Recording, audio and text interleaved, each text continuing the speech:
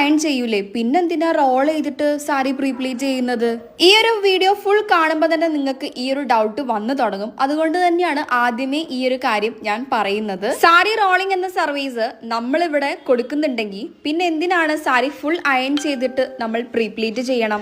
അപ്പം നമ്മളെ കസ്റ്റമർ നമ്മളോട് ഇങ്ങോട്ട് വന്നിട്ടുള്ള ആവശ്യം തന്നെയായിരുന്നു ഈ ഒരു സംഭവം കേട്ടോ.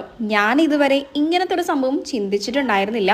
ഇത് നമ്മൾ ഡബിൾ സർവീസ് ആണ് കൊടുത്തേക്കുന്നത്. സാരി റോൾ ചെയ്തിട്ട് ഒരു 2 to 3 ഡേയ്സ് വെക്കും. അപ്പം തന്നെ സാരി നല്ല സെറ്റായിട്ട് സ്മൂത്തായിട്ട് കിട്ടിയിട്ടുണ്ടായിരിക്കും. അതിൽ ബോക്സ് പ്ലേറ്റിംഗ് അല്ല നമ്മൾ ചെയ്തത്, ഹാങ്ങർ ഫോൾഡിങ് കൂടിയാണ്. അതും നമ്മൾ മനസ്സിലാക്കണം. വീണ്ടും സാരി ഫോൾഡ് ചെയ്ത് വെക്കുകയാണെന്നുണ്ടെങ്കിൽ നമ്മൾ റോൾ ചെയ്തുകൊണ്ട് കാര്യമൊന്നും ഉണ്ടാവുകയുമില്ല. ഫൈനലിൽ ഞാനത് കാണിക്കുന്നുണ്ട്.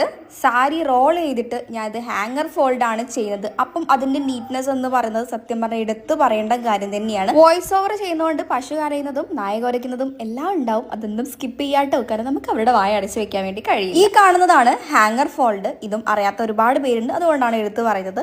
ഹാങ്ങർ ഫോൾഡിങ് സർവീസിൽ നമ്മൾ കൊറിയർ സർവീസ് അവൈലബിൾ ആക്കിയിട്ടില്ല. കാരണം അത്രയും കെയർഫുൾ ആയിട്ടൊന്നുമല്ല കൊറിയർകാർ ഇതൊന്നും കൊണ്ടു നടക്കുക. അപ്പൊ ഇതേപോലെ ഡബിൾ സർവീസ് ഒക്കെ വേണ്ടവർ കോൺടാക്ട് ചെയ്യാൻ മറക്കണ്ട. അല്ല നിങ്ങൾക്ക് റോളിംഗ് അല്ല ഹാങ്ങർ ഫോൾഡിംഗ് മാത്രം മതിയെങ്കിലും നമ്മളത് ചെയ്യും. നീറ്റായിട്ട് വേണമെന്നുണ്ടെങ്കിൽ റോൾ പ്ലസ് ഹാങ്ങർ ഫോൾഡ് തന്നെയാണ് ബെറ്റർ.